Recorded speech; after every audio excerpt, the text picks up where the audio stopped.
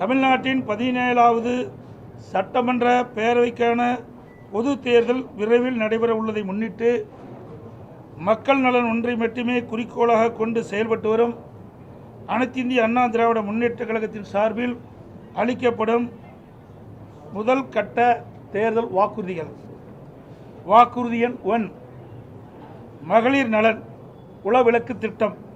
சமூகத்தில் பொருளாதார சமநிலையை உருவாக்கிட குலவிளக்கு திட்டத்தின் மூலம் அனைத்து குடும்ப அட்டைதாரர்களுக்கும் ஒவ்வொரு மாதமும் உதவித்தொகையாக ரூபாய் 2000 வழங்கப்படும். இத்தொகை குடும்பத் தலைவரின் வங்கி கணக்கில் செலுத்தப்படும். பேட்டி கொடுக்குறேன்ல, மறுபடியும் படிக்கட்டுமா? கொஞ்சம் கம்மன் இருங்க தம்பி, தயவு செய்து அப்புறம் எல்லாத்தையும் வெளியே போக சொல்லிடுவோம். அப்புறம் கை தட்டாதீங்க, யார் அமைதியா இருக்கு. இது பேட்டி கொடுக்குறேன்ல, பேசி முடிக்கிற மட்டும். வாக்குறுதி எண் 1, மகளிர் நலன் குலவிளக்கு திட்டம். சமூகத்தில் பொருளாதார சமநிலையை உருவாக்கிட குலவிளக்கு திட்டத்தின் மூலம் அனைத்து குடும்ப அட்டைதாரர்களுக்கும் ஒவ்வொரு மாதமும் உதவித்தொகையாக ரூபாய் 2000 வழங்கப்படும். இத்தொகை குடும்ப தலைவியின் வங்கி கணக்கில் செலுத்தப்படும். வாக்குறுதி எண் 2, ஆண்களுக்கும் மகளிருக்கும் கட்டணமில்லா பேருந்து பயண திட்டம். நகர பேருந்துகளில் பயணம் செய்யும் ஆண்களுக்கு கட்டணமில்லா பேருந்து பயண திட்டம் செயல்படுத்தப்படும். ஏற்கனவே நடைமுறையில் இருக்கும் நகர பேருந்துகளில் பயணம் செய்யும் மகளிருக்கான கட்டணமில்லா பேருந்து பயண திட்டம் தொடர்ந்து செயல்படுத்தப்படும்.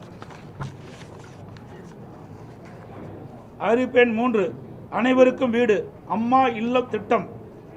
அம்மா இல்லம் திட்டம் மூலம் கிராமப்புறங்களில் குடியிருப்பதற்கு சொந்த வீடு இல்லாதவர்களுக்கு அரசே இடம் வாங்கி கான்கிரீட் வீடுகள் கட்டித்தரப்படும்.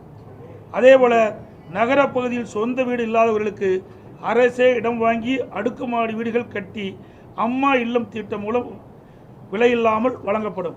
அதை போலவே ஒரே குடும்பத்தில் வசிக்கும் பட்டியலின மக்கள் அவருடைய மகன்கள் திருமணமாகி தனி குடித்தனம் செல்கின்ற போது அரசே இடம் வாங்கி அவர்களுக்கு கான்கிரீட் வீடுகள் கட்டித்தரப்படும். அறிவிப்பெண் 4, 100 நாட்கள் வேலை வாய்ப்பு திட்டம் 150 நாட்களாக உயர்த்தப்படும். 100 நாட்கள் வேலை வாய்ப்பு திட்டம் 125 நாட்களாக உயர்த்தப்படும் என்று மத்திய அரசு அறிவித்துள்ளது.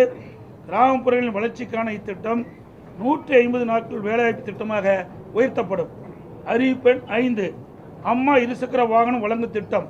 மகளிருக்கு ரூபாய் 25,000 மானியத்துடன் 5 லட்சம் மகளிருக்கு அம்மா இருசக்கர வாகனங்கள் வழங்கப்படும். தேர்தல் அறிக்கை தயாரிக்கும் குழு மண்டல வாரியாக பலதரப்பட்ட மக்களை நேரில் சந்தித்து அவர்களின் கோரிக்கை மனுக்களை பெற்றுள்ளனர். இப்பணி நிறைவடைந்ததும் அனைத்து இந்திய அண்ணா திராவிட முன்னேற்ற கழகத்தின் சார்பாக குழு தயாரிக்கப்பட்ட அறிக்கையை அறிவிப்புகளாக வெளியிடப்படும் என்று மகிழ்ச்சியுடன் தெரிவித்துக் கொள்கிறேன்.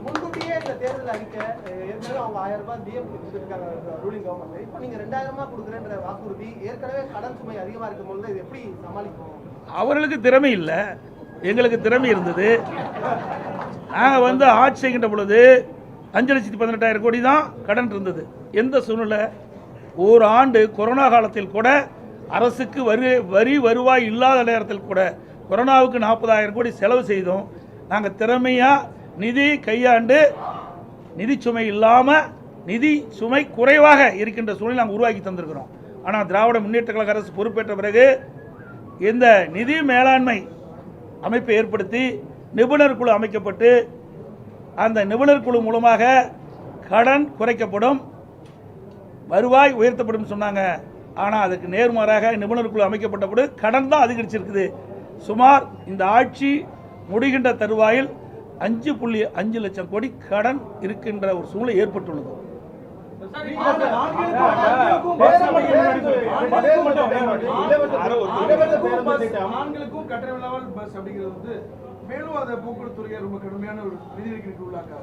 இதுதான் நான் சொல்றேன்ல, நிர்வாக திறமை இருந்தால் எல்லாமே சமாளிக்கலாம்.